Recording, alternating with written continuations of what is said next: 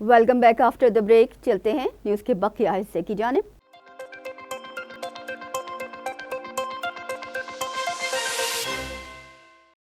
پاکستان سمیت دنیا بھر میں کرسمس کا تہوار منایا گیا. بیت اللحم میں کرسمس کی تقریبات منسوخ کر دی گئیں. صدر مملکت، وزیر اعظم اور آرمی چیف نے کرسمس کے موقع پر مسیحی برادری کو دلی مبارکباد پیش کی.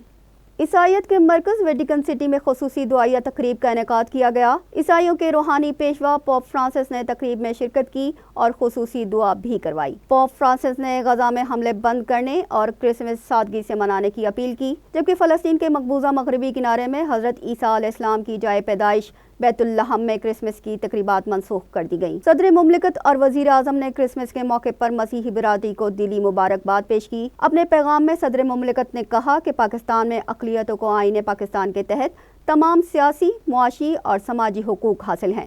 نگراں وزیر اعظم انوار الحق کاکڑ نے کہا کہ حکومت تمام شہریوں کے لیے کسی رنگ و نسل اور عقیدے سے قطع نظر یکساں مواقع کی فراہمی یقینی بنا رہی ہے. Army chief general Syed Asim Munir نے راولپنڈی کے کرائسٹ چرچ میں کرسمس کی تقریب میں شرکت کی اور مسیحی برادری کو ان کی مذہبی تہوار پر مبارکباد پیش کی. غزہ میں رہائشی علاقوں پر شدید بمباری سے مزید 250 فلسطینی شہید ہو گئے. غیر ملکی میڈیا رپورٹس کے مطابق غزہ میں گزشتہ 24 گھنٹوں میں بمباری سے سڑکیں تباہ ہو گئیں. ایمبولینسوں کو زخمیوں تک پہنچنے میں شدید دشواری کا سامنا ہے. فلسطینی وزارت صحت کے مطابق مغازی مہاجرین کیمپ پر بمباری کی گئی، جس کے نتیجے میں 70 فلسطینی شہید ہو گئے، جبکہ گزشتہ 24 گھنٹے میں بمباری سے کل 250 فلسطینی شہید ہوئے ہیں. فلسطینی وزارت صحت کے مطابق 7 اکتوبر سے بمباری سے شہید فلسطینی کی تعداد 20,674 ہو گئی ہے اور 54,536 فلسطینی زخمی ہیں، جبکہ اب تک غزہ جنگ میں 489 اسرائیلی فوجی ہلاک ہوئے ہیں. ایران نے جاپانی ٹینکر پر ڈرون حملے کا امریکی الزام مسترد کر دیا ہے. غیر ملکی خبر رساں ایجنسی کے مطابق گزشتہ ہفتے بھارتی ساحل کے قریب سمندر میں جاپانی ٹینکر پر ڈرون حملہ کیا گیا تھا. ڈرون حملے کے نتیجے میں جہاز میں آگ لگ گئی تھی، لیکن جہاز کا عملہ محفوظ رہا.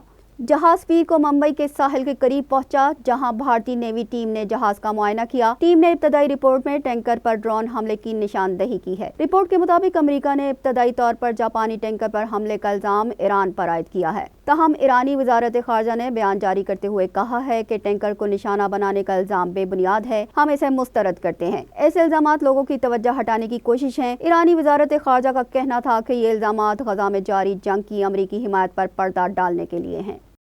روس نے یوکرین کے اہم اسٹریٹجک شہر میرینکا پر قبضہ کرنے کا دعویٰ کیا ہے. غیر ملکی میڈیا رپورٹس کے مطابق قبضے میں لیا گیا یوکرینی علاقہ میرینکا روس میں شامل دونیتسک کے مضافات میں ہے. رپورٹ میں بتایا گیا ہے کہ روسی صدر ولادیمیر پوٹن نے کہا ہے کہ دشمن کو پیچھے دھکیل دیا گیا ہے، دائرہ آگے بڑھانے کا موقع ملا ہے. دوسری جانب یوکرین کی فوج نے روس کی جانب سے میرینکا پر قبضے کے دعووں کی تردید کی ہے، جبکہ روس کے 5 فوجی طیارے مار گرانے کا دعویٰ بھی کیا ہے. تاہم روسی حکام نے یوکرین کی جانب سے 5 فوجی طیارے مار گرانے کی اب تک تصدیق نہیں کی ہے.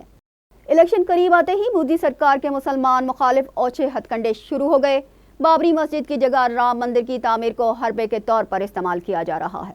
مودی سرکار نے بی جے پی ووٹر سے وعدے کے تحت بابری مسجد کے مقدس مقام پر رام مندر کی تعمیر مکمل کر لی ہے. 22 جنوری کو مودی سرکار کی ایودھیا کے شمالی قصبے میں رام مندر کا افتتاح کرنے کی تیاریاں عروج پر ہے.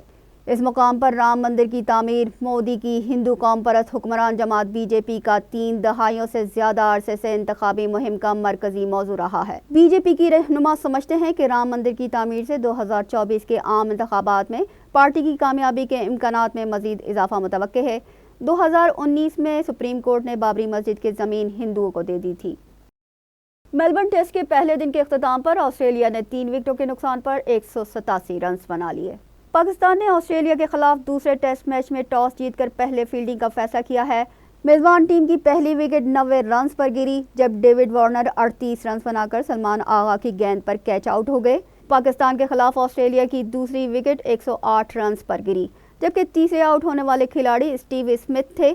تاہم میلبرن میں کھیلے جانے والے ٹیسٹ میچ کے لیے قومی ٹیم میں محمد رضوان، حسن علی اور میر حمزہ کو شامل کیا گیا ہے. دیگر کھلاڑیوں میں کپتان شان مسعود، امام الحق، عبداللہ شفیق، سعود شکیل، بابر اعظم، شاہین شاہ آفریدی، عامر جمال اور آغا سلمان شامل ہیں، جبکہ سرفراز احمد کو دوسرے ٹیسٹ میچ سے ڈراپ کر دیا گیا ہے. اس کے ساتھ ہی نیوز بلیٹن اپنے اختتام کو پہنچا. ہمیں دیجیے اجازت. اللہ نگہبان.